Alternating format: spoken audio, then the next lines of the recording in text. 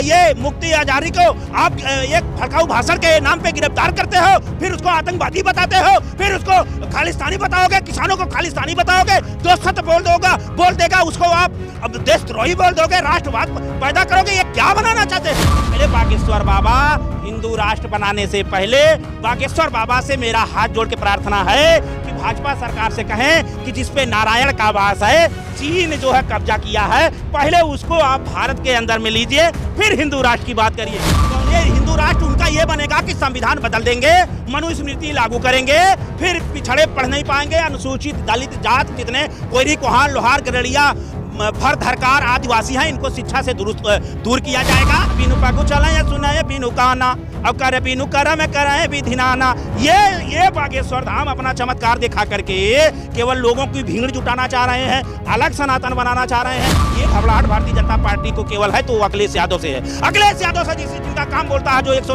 Number दिए, 102 number दिए, और आगरा एक एक्सप्रेस 101 आगरा एक्सप्रेस दिए। स्वामी जी क्या लग रहा है, जिस तरीके से लगातार बाबा बागेश्वर अब हिंदू राष्ट्र के लिए शपथ दिलवा रहे हैं लोगों से, क्या लग रहा है? ये देखिए, एक तरह से नफरत को फैलाने का है भारतीय जनता पार्टी की सोची समझी रणनीति, ध्रुवीकरण करने के लिए।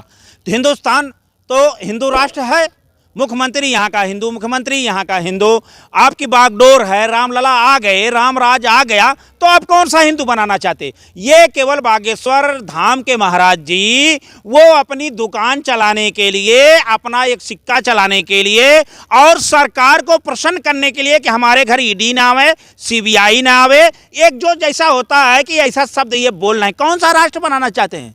कौन सा हिंदुस्तान बनाना चाहते हैं जहां किसान तड़प रहा है, जहां महिलाएं असुरक्षित हैं, जहां नौजवान बेरोजगार है, जहां आप महिलाओं को सुरक्षा नहीं मिल पा रही, हॉस्पिटल में दवा नहीं मिल पा रही, इलाज नहीं हो पा रहा है, और आए दिन कहीं बुलडोजर के नाम पे, कहीं मस्जिद के नाम पे, कहीं मजार के नाम पे हल्द्वानी जैसी घटना हो रही है। बिना कोर्ट के आदेश से आप वहां बुलडोजर चलाते हो, 6 लोगों मर जाते हैं, हिंदू मुसलमान का ध्रुवीकरण करते हैं। आज ये मुफ्ती हजारी को आप एक भड़काऊ भाषण के नाम पे गिरफ्तार करते हो, फिर उसको आतंकवादी बताते हो, फिर उसको खालिस्तानी बताओगे, किसानों को खालिस्तानी बताओगे, जो सत्य बोल देगा उसको आप देशद्रोही बोल दोगे, राष्ट्रवाद पैदा करोगे। ये क्या बनाना चाहते हैं? हिंदू राष्ट्र की कल्पना कर रहे, कह रहे हैं हिंदू राष्ट्र बनेगा। ये हिंदू राष्ट्र उनका ये बनेगा कि संविधान बदल देंगे, मनुस्मृति लागू करेंगे, फिर पिछड़े पढ़ नहीं पाएंगे, अनुसूचित दलित जात जितने कोयरी कोहान लोहार गरड़िया भर धरकार आदिवासी हैं, इनको शिक्षा से दूर किया जाएगा, फिर छुआछूत होगा, एक जात के विशेष को लोग मंदिर में जाएंगे, एक जात का पूरा सिक्का चलेगा। ये सुनिए पूरा सवाल, वो एक जात के लोग उस पर चलेंगे। बाबा भीमराव अंबेडकर के संविधान को बनाए हुए, जिससे नौकरी मिली पिछड़ों को, दलितों को, जिससे संविधान देश की आदिवासी राष्ट्रपति जो बनती हैं, देश में जो पार्लियामेंट में कोई दलित का लड़का, गरीब का लड़का, किसान का लड़का जाता है, उसको रोकने का जो बहुत, जब देश आजाद था, जब देश गुलाम था, यही लोग अंग्रेजों के दलाल थे, फिर अपनों ये चलाना चाह रहे हैं, वही हिंदू राष्ट्र बनाना चाह रहे हैं। आगे से सनातनियों को आगे कर रहे, कह रहे हैं सनातनियों को जोड़ रहा हूँ, अब तक बिखरे हुए थे। वो क्या जोड़ रहे हैं? पहले वो स्वयं सनातनी हो, सनातन है क्या? शंकराचार्य से आप पूछ लें, अभिमुक्ताश्वर नंद जी जो हैं उत्तराखंड के, उनसे वो समझ लें कि सनातन है क्या, धर्म है क्या, धर्म को समझना होगा। शंकराचार्य वो चमत्कारी बाबा है, चमत्कार सनातन में नहीं है। जो सनातन के 5 चिन्हों पे चलता है उसे मानो योनि से ये जो है मुक्ति मिल जाती है, क्योंकि ये किराया का शरीर है, ये किराया का शरीर है, इसमें जीव बोल रहा है, हंस बोल रहा है, श्वासा जो चलती है, ये श्वासा का तार सनातन से जब लिंक लग जाता है, नेटवर्क लग जाता है, जब श्वासा निकलती है तब बोला जाता है राम नाम सत्य है। उस सनातन पे जिसको रामचरितमानस में भी कहा गया, बीनू पागु चला या सुना है बीनू काना, अब कर बीनू करा में कराए विधिनाना। ये बागेश्वर धाम अपना चमत्कार दिखा करके केवल लोगों की भीड़ जुटाना चाह रहे हैं, अलग सनातन बनाना चाह रहे हैं। ये तो रावण भी किया था, कंस भी किया था, असुरी शक्तियों किए थे। मैं उनसे भी निवेदन करना चाहता हूं कि नौजवानों को गुमराह मत करिए।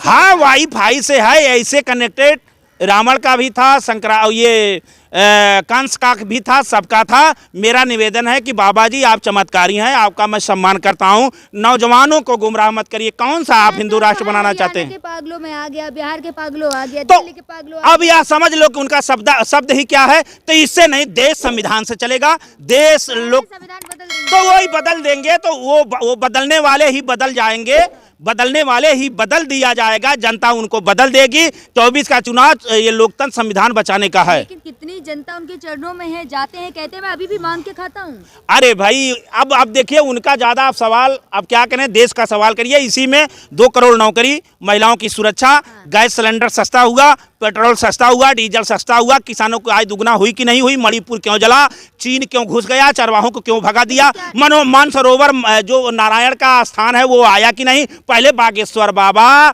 हिंदू राष्ट्र बनाने से पहले बागेश्वर बाबा से मेरा हाथ जोड़ के प्रार्थना है कि भाजपा सरकार से कहें कि जिसपे नारायण का वास है, चीन जो है कब्जा किया है, पहले उसको आप भारत के अंदर में लीजिए, फिर हिंदू राष्ट्र की बात करिए। बहुत बहुत धन्यवाद। बाबा बागेश्वर के चरणों में बड़े बड़े नेता हैं, मनोज तिवारी। मैं भी उनके चरणों में निवेदन करता हूं। मनोज तिवारी से लेकर प्रधानमंत्री जी से लेकर बाबा योगीनाथ से लेकर के धर्माचार्य से लेकर जो राम राज लाने वाले हैं, कि राम राज लाने वाले भारतीय जनता पार्टी के लोग या बागेश्वर धाम के लोग, उसी विष्णु जी का अवतार नारायण का मानसरोवर आप लाइए। हम भी आपके साथ हैं, हिंदू भी साथ रहेगा, मुसलमान भी साथ रहेगा। चीन को खदेड़िए, मानसरोवर लाइए, तब हिंदू राष्ट्र की बात करिए। मोदी जी है ना विष्णु का अवतार। अरे तो आप यही है, आप ध्यान भी मत भटकाइए। आप मोदी जी का नाम लेकर के उनका भी आप क्रेडिट लेना चाहती हैं क्या? मैंने कहा बागेश्वर धाम जी और जितने लोग हिंदू राष्ट्र की मांग कर रहे हैं, पहले मानसरोवर चीन से लीजिए, फिर आगे बात करिए। लेकिन राम को तो ले आए ना। वही राम को लाए, मानसरोवर लाइए,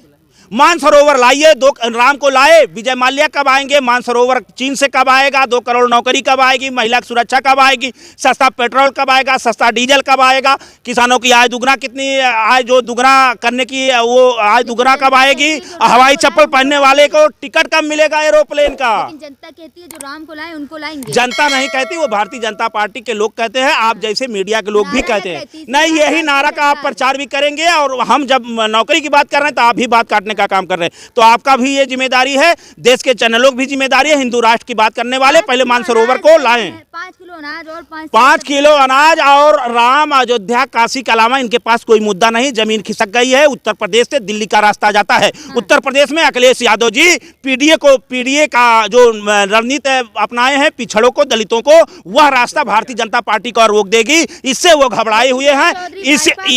अब सुनिए, इसीलिए उत्तर प्रदेश में क्योंकि घबराहट भारतीय जनता पार्टी को केवल है, तो वो अखिलेश यादव से है। अखिलेश यादव से जिनका काम बोलता है, जो 100 नंबर दिए, 102 नंबर दिए, और आगरा एक एक्सप्रेस 101 आगरा एक्सप्रेस दिए, लोक भवन बनाए, कान्हा स्टेडियम, लैपटॉप दिए, कन्या विद्याधन, बेरोजगारी भत्ता, और जनता वहां उत्पीड़न में शिकार हो गई है। जयंत चौधरी को तोड़े, जयंत चौधरी को इतिहास माफ नहीं करेगा। वो बोले कि हम चवन्नी नहीं है जो पलट जाएंगे। आज चवन्नी डॉलर बन गया, आज मोह में आ गए, आज सत्ता में आ गए। चौधरी चरण सिंह के आदर्श को, उनकी भावनाओं को उन्होंने छोड़ दिया। आज किसानों की क्या महंगाई खत्म हो गई? क्या किसानों के घर में आय दुगना हो गई? क्या किसानों के एमएसपी पे हो गया सवाल? क्या किसानों का काला कानून से जो सरकार वादा की थी नहीं हो गई? आज जयंत चौधरी ने इतिहास में इनका नाम दर्ज होगा दूसरे अक्षरों से। अगर अखिलेश यादव जी नहीं होते तो यह राज्यसभा सांसद नहीं पहुंचते। इनकी राजनीतिक हत्या हो गई थी। वह धरती पुत्र जो संघर्षवादी होता है वही समाजवादी होता, जो संघर्षवादी है वही चौधरी चरण सिंहवादी है, जो संघर्षवादी है वही मुलायमवादी है,